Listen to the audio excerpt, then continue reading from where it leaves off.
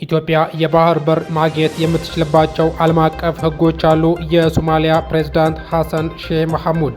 ሰላም ጤና ይስጥልኝ። ይህ የሐሰን ጆርናል ነው። አብራችሁን ቆዩ።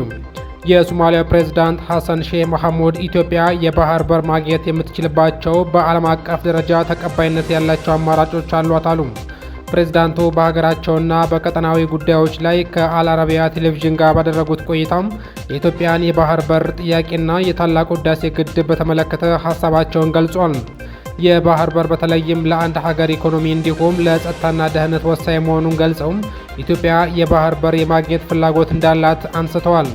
ኢትዮጵያ የባህር በር ለማግኘት የምትችልባቸው በዓለም አቀፍ ደረጃ ተቀባይነት ያላቸው አማራጮች እንዳሏትም ነው ፕሬዝዳንቱ ያስገነዘቡት።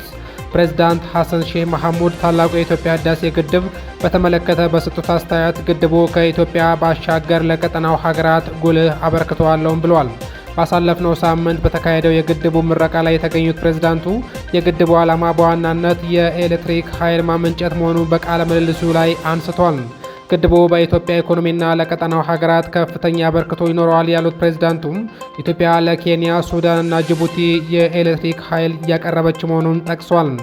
የኤሌክትሪክ ኃይል ለማንኛውም ልማት መሰረት መሆኑን ገልጸው ከዚህ አንጻር ታላቁ የኢትዮጵያ ህዳሴ ግድብ አዎንታዊና እንደ አንድ የመንግስት ፕሮጀክት ስኬታማ መሆኑን አስረድቷል።